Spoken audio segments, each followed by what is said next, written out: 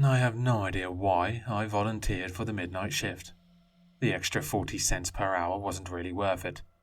Everyone I was working with had good reasons to not take the shift that week. Me, being the nice person I am, took the shift no one wanted. If I didn't, it would have gone to someone with less seniority in the company. And I knew that everyone below me either had kids to look after or college classes. The person who was meant for the midnight shift had a medical emergency the day before, and it was such short notice I knew it was causing problems. They had to find a body to fill the shift, and I stepped in, knowing it would be a hassle for others to change their schedule around. I really should be more selfish in the future.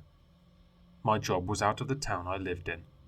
Because of that, I had to drive at least an hour on the highway each way. It was 2 hours of my day listening to audiobooks or podcasts, so it wasn't wasted. Plus, the pay was stupid high for such an easy job. I couldn't complain about the drive. But even so, I found the highway at night super creepy. For long stretches, there was nothing but endless trees on either side of the road. Driving in the pitch dark, only being able to see a few feet in front of you, and most of that few feet was just trees. It wasn't pleasant, at least for me.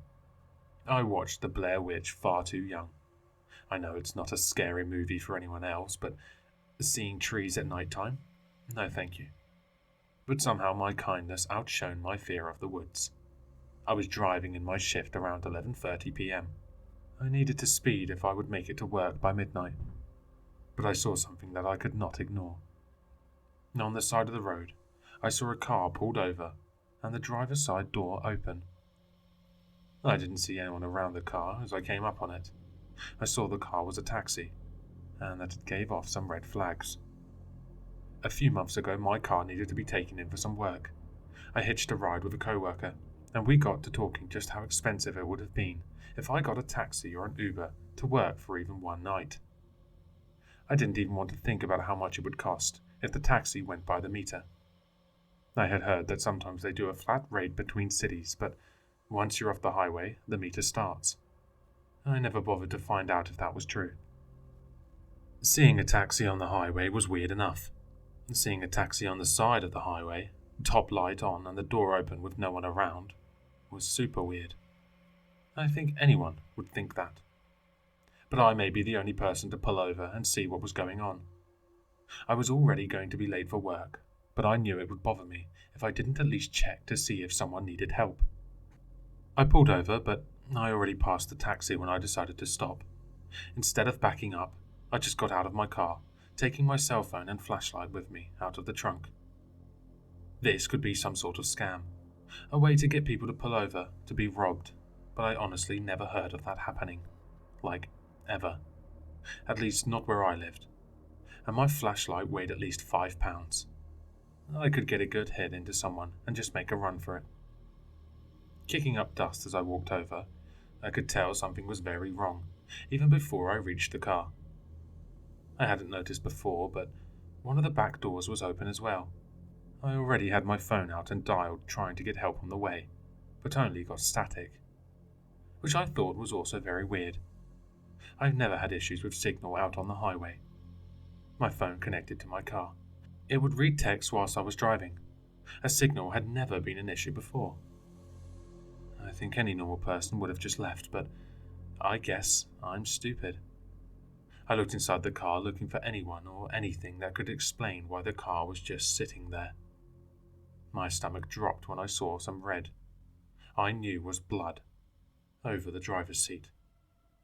I shone my flashlight on the ground to follow a trail of blood droplets with some hurried footprints leading off into the woods. It wasn't a lot of blood, but it wasn't a little either.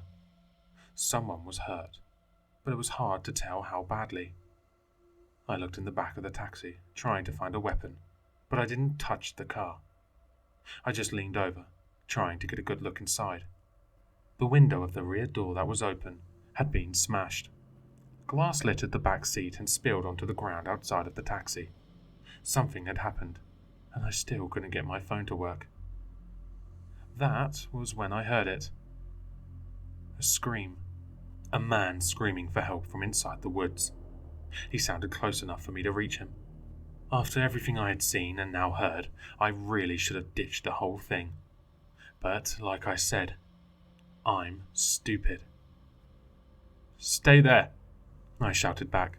I'm coming to help." Without a second thought, I took off running into the woods, and where I thought I heard the scream.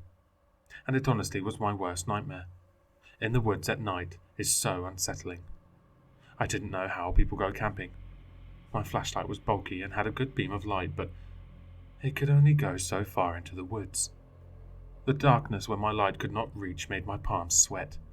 I couldn't stand not knowing what was out there in the dark, looking back at me. I scolded myself mentally, saying that the only thing out there is someone who needs help. It was only when I was a few feet into the woods, and to the point where I couldn't see the light of the taxi, was when what I had actually just done sunk in. If a man was hurt out here, what had hurt him? Who had hurt him? It wasn't just him. Someone broke the window. Someone had been in the back seat. And I only had a hefty flashlight and a cell phone that still wasn't working. I wanted to find the man and get the hell out of there when I heard something else. A woman's voice. "Please, can you help me find my son?" I looked around, trying to figure out where that voice just came from. My beam of light scanning the dark trees, but seeing nothing besides creepy trees that I hated. "Please, can you help me find my son?" The voice came again, then again. She repeated herself 3 times and fell silent. I started to shake. I just couldn't help it. The woman's voice sounded off. Have you ever seen that video of a bird talking in Japanese? It sounds so human and yet not. So close to the human speech, but the tone is so slightly off. You're aware you're not talking to a human. That woman's voice sounded human, and yet not. "Run!" I screamed at the voice. Of course I screamed. An older man came running out from the trees, his lip torn and still bleeding. He rushed past me and made a grab for my arm to drag me along.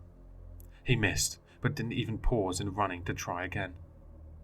He just ran, trying to not trip over fallen branches and tree roots. He looked like a man who just saw death itself. I was so shocked still seeing him, I may not have run after him, if an ear-piercing scream hadn't come from behind me. The sound motivated me to run as fast as I could from behind that man. That scream, that sound I still hear in my nightmares, or even if I just let myself sit in silence for too long. I've been over hundreds of wildlife recordings, trying to prove to myself I heard an escaped exotic pet, or anything that would logically explain that scream I heard. It wasn't made by a human, or an animal. It was nothing I ever heard since, and I hope to never hear it again. And it was right behind me. I somehow caught up to the man. I felt like we had run so far, and yet we hadn't reached the road yet. I had to stop because my chest burned from running. We both stood, gasping for air from fear and from running through the hard-to-navigate forest floor. The flashlight beam was powerful enough to light his face covered with blood, even if I wasn't pointing it directly at him. He nervously ran a hand over his face. It didn't wipe off anything, only getting his face bloodier. I had only heard a voice and a scream. I did not want to know what this man had seen in the woods. "We need to keep going," I told him, once I was able to talk again. "It's not my fault." He was running his bloody hand through his hair, clearly out of his mind from fright. I wanted to reach out to try and calm him down, but wasn't sure if that would upset him more. I decided to let him talk, while I looked around trying to find a way out of the trees. "It's not my fault. I mean, she's pretty. She was pretty. She got into my cab, right? You understand, right?" By some miracle I spotted a light through the trees. I was positive came from the taxi on the road.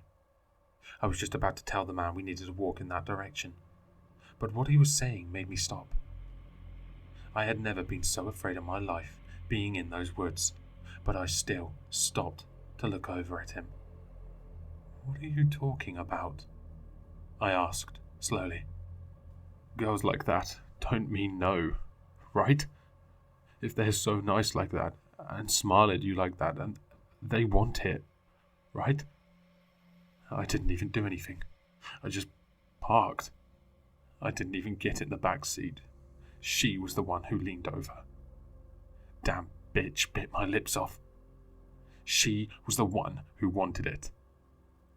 As he spoke, his voice got more and more frantic. I stood in place watching him lose it. He was running his hand through his hair, tearing at it. His body shook and his eyes darted around wildly. That bitch isn't human, he shouted. He grabbed at his head with both hands and started to sob. This man... I didn't want to think of what would have happened to the woman in the back of his taxi if she was human. If he just picked up a normal person that night, what would he have done? Over his sobbing, I heard a branch crack, then another. I raised my flashlight to look into the darkness, and finally saw her. She was pretty. That much was true. And also, not human. Long brown hair fell over her shoulders. She was only wearing a flower print sundress with the driver's blood down the front. Her face looked normal, aside from her eyes. They were the eyes of a dead woman, blind and pale. She was only a few steps away from us.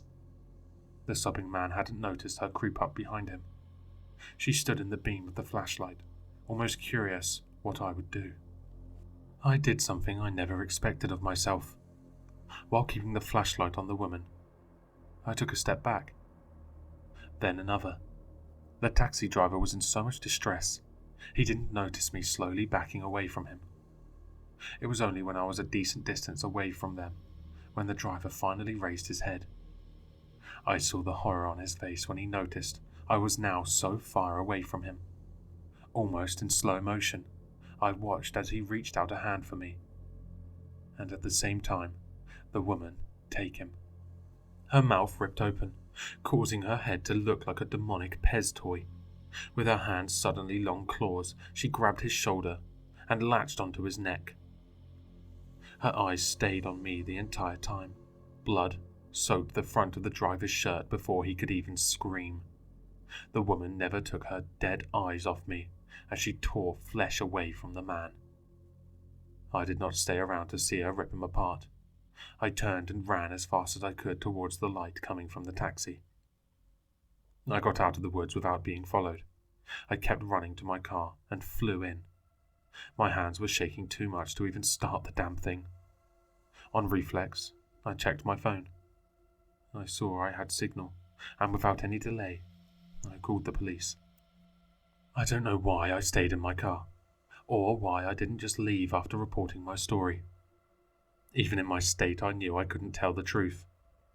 I told the operator that I spotted the taxi pulled over, saw some blood, and when I was about to go into the woods to try and help, I heard screaming that freaked me out, and I ran back to my car.